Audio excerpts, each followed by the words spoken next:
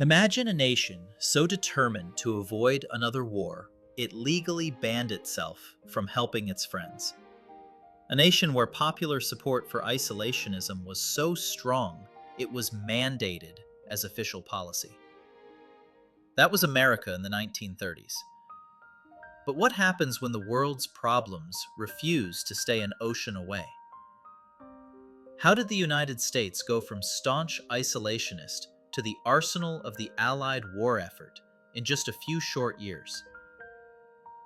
The story involves clever political maneuvering, desperate pleas from allies, and a single, devastating warning that changed everything. If you believe that understanding the past is the key to understanding our present, then help our channel fight the algorithm's declaration of war by hitting that like button and subscribing for more deep dives into history. Our story begins on September 1st, 1939, the day World War II officially began in Europe when Nazi Germany invaded Poland. During this period, the United States was determined to avoid entanglement in overseas conflicts, a position mandated by popular support for isolationism. This powerful sentiment of isolationism was codified into a series of Neutrality Acts passed during the 1930s. These acts imposed specific restrictions aimed at preventing American involvement in another global war. The laws were strict and clear, imposing an embargo on arms sales and a ban on extending credit to any belligerent nations. The goal was to legally ensure that the U.S. could not be drawn into another foreign conflict. Despite these legal constraints, President Franklin D. Roosevelt recognized the grave danger posed by Nazi Germany. He understood that while the nation was officially neutral, the principles of democracy were under attack. Roosevelt declared that while the U.S. would remain neutral in law, he could not ask its citizens to remain neutral in thought. This signaled his intention to find ways to support the democracies of Europe. The nation will remain a neutral nation, but I cannot ask that every American remain neutral in thought as well. Working together, Roosevelt and Congress gradually chipped away at strict neutrality in order to aid the Allied powers, which at the time were primarily Great Britain and France. Their first major revision came in 1939. They revised the Neutrality Act to implement a cash and carry provision. This new policy allowed the Allies to purchase military supplies, but with two major conditions. They had to pay immediately in cash, and they had to transport the goods on their own ships. This system was a clever compromise. It allowed the U.S. to offer crucial material support to its allies while still avoiding the direct military participation that the American public so strongly opposed. However, by late 1940, the situation in Europe was dire.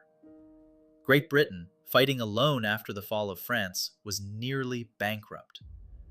The British could no longer afford the cash and carry terms, creating a massive financial obstacle to their continued resistance. To ensure continued resistance to German expansion, Roosevelt championed a new revolutionary idea, the Lend-Lease Act. Officially subtitled, "An Act to Promote the Defense of the United States," it was signed into law in March 1941. This new program allowed the U.S. to lend or lease billions of dollars worth of military equipment, food, and raw materials. This aid could be sent to any nation deemed vital to U.S. security, which primarily meant Great Britain and, after Germany's invasion, the Soviet Union. The Lend-Lease program decisively ended U.S. neutrality. It established the nation as the arsenal of the Allied war effort, fully committing America's industrial power to the Allied cause and setting the stage for its eventual full involvement in the war. While geopolitical events consistently pushed the U.S. toward conflict, the eventual involvement of the United States in World War II stemmed directly from the relentless, unchecked aggression displayed by Italian, German, and Japanese dictatorships during the 1930s. In Asia, Japan's imperialistic goals were predicated on securing vital natural resources, particularly oil. This oil was essential to fuel its expansionist ambitions across the Pacific and its ongoing war in neighboring nations, especially China. This aggressive posture toward neighboring nations created decades of growing friction with the United States, which had its own interests in the region and opposed Japan's military expansionism. The critical escalation occurred when the US imposed a decisive oil embargo on Japan.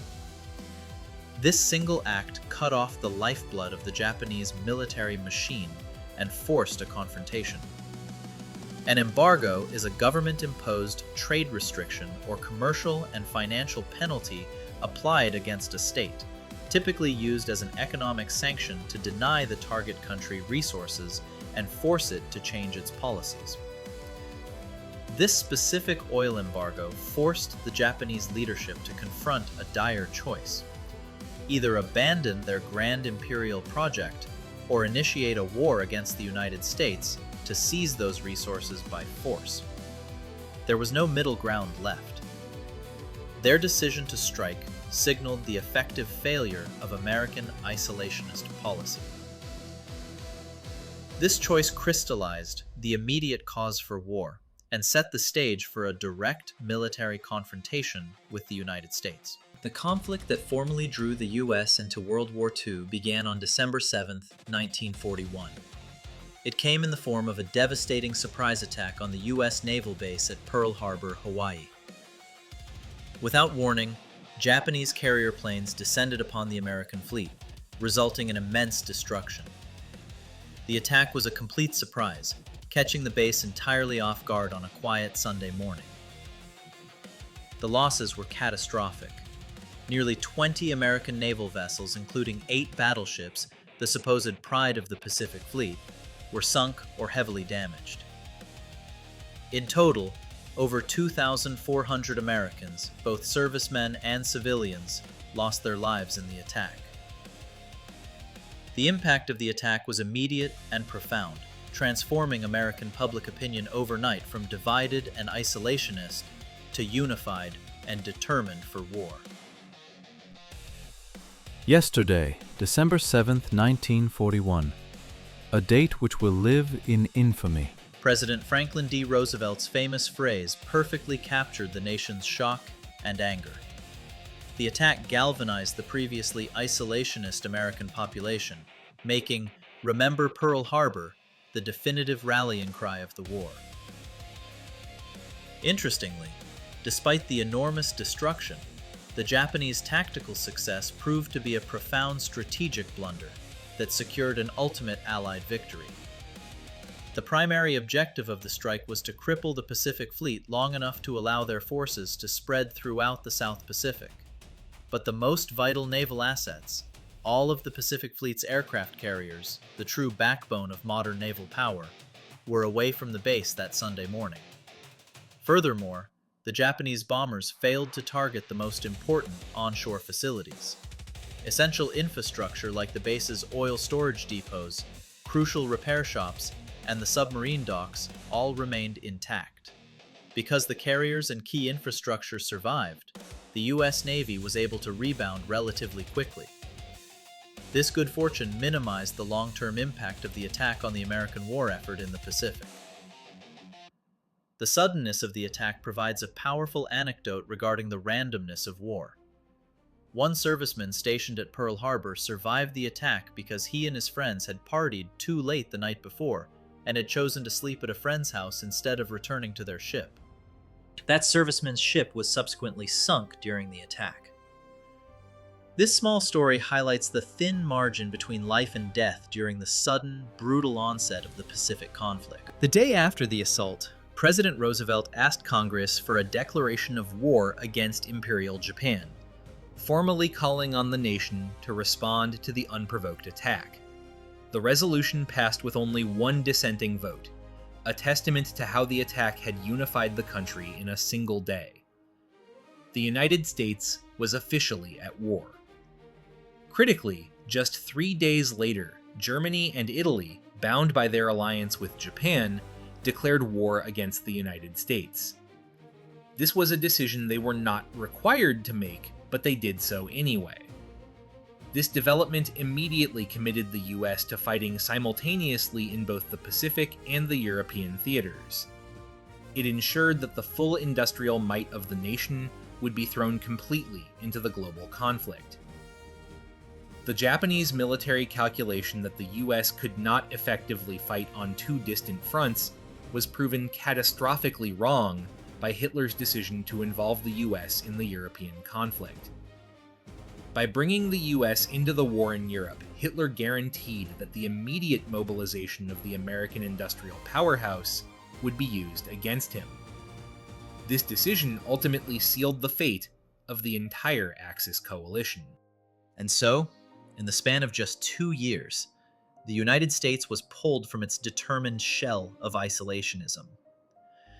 The journey began with clever workarounds like cash and carry and the Lend-Lease Act, but ended with the shocking attack on Pearl Harbor, which erased all doubt and united the nation for the global fight ahead. America's reluctance to enter the war was a defining feature of the era, but in the end, the unchecked aggression of the Axis powers made its entry into the global conflict not only necessary, but inevitable. We'll cover America's incredible mobilization on the home front in our next video. Be sure to subscribe so you don't miss it. Now for our question for the comments.